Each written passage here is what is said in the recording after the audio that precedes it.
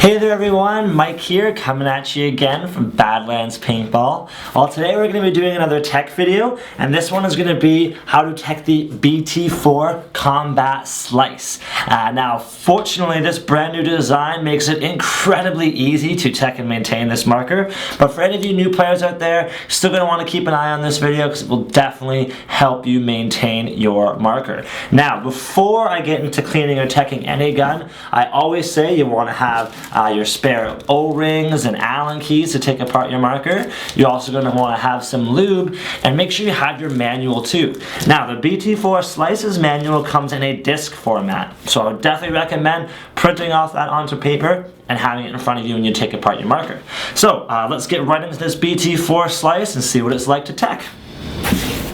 Alright everybody, so like I said before, teching the BT4 Combat Slice is incredibly easy. And to get it started, we'll want to immediately remove our barrel, okay? So I twist off that barrel. Now to gain access to the internals, after I remove the barrel, all I have to do is push this rear pushpin at the back here, pull it out. Once I've pulled that out, I can actually lift up the entire receiver. Bam, just like so. And you can see I've got access to all of my internals here, okay? So right off the bat, I'm going to remove the front plug there, which is actually where the barrel threads into.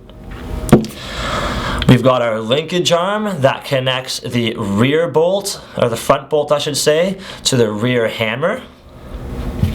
And that will actually gain me access to my bolt itself. Now there is one O-ring on the front of this bolt, okay? You want to make sure that that O-ring is in good condition and that it has a little bit of lube on it, okay? So make sure the O-ring is in good condition, apply some lube, and you can set that to the side as well. Now, this is where the front breech is. That's going to be where all the paint that you have for a brake, generally speaking, is going to be. So you want to make sure that you have a paper towel to wipe out all that paint. Now, before you wipe out all the paint, though, you may want to check your detents. The detent is right in the front here. It's that little rubber nub, little ramp. You can actually grab that and pull it right out.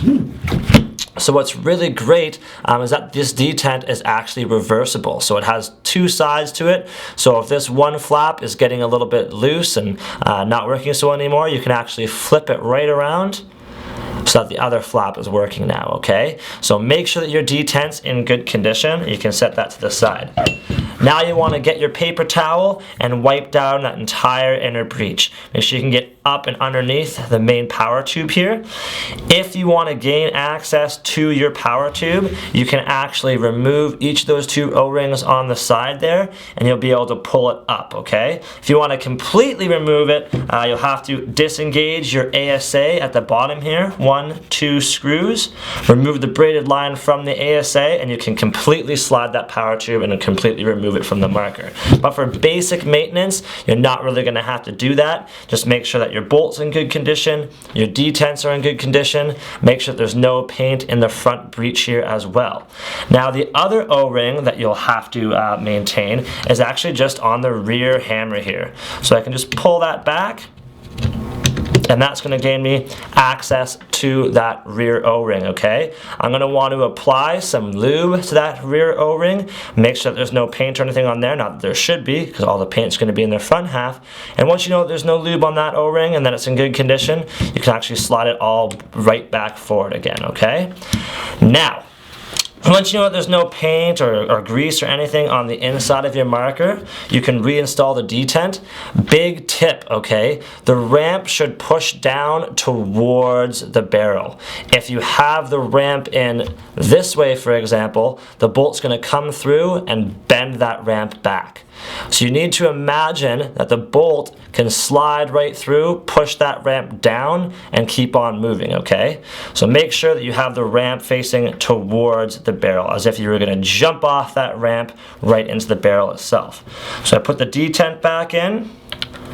I can stick my bolt back in there as well. I've got my front that actually has the barrel thread into it. And now I can attach my linkage arm again too. So the linkage arm attaches one hole in the rear there, and to the hole on the front of the bolt. There's really only one position it can go. I usually attach it to the bolt first, that way I can slide it back and forth, and then connect it to that rear hammer, just like so. Once that's all in place and good to go, I can actually slide my cover back on top. The main thing you want to make sure when you're putting it back together is that this pin that you can see on the rear hammer there is facing straight up, as well as your linkage arm is facing straight up, because that pin is actually going to attach to the caulking handle at the rear here and allow you to re-caulk your marker. So I can slide that right back down and then reinstall my push pin.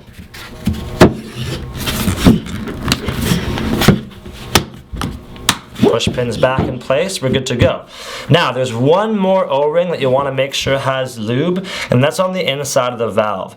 In a previous video I actually showed you that you can drop 7 or 8 droplets of lube in the back of your ASA here, attach your tank and fire it through, 10 to 20 times. That's going to lube up that internal O-ring in the valve there as well. So that'll definitely make sure that your marker is nice and lubed up and clean. So now I'll reinstall my barrel there, and you'll be ready to rock and roll. Alright everyone, so that's all it takes to clean your BT4 Slice. So we've swapped out the detents if they were crummy, we've made sure that all the paint is cleaned out of the breech, you've re-lubed all your main O-rings in the bolt assembly, now your gun should be ready to rock and roll. Now if you do want to talk to somebody in person, please feel free to come into any of our 9 locations across Canada. We've got tons of people in there that'll be more than willing to help you out and have tons of tech knowledge. And if you want, you can also post up on Facebook any questions or concerns.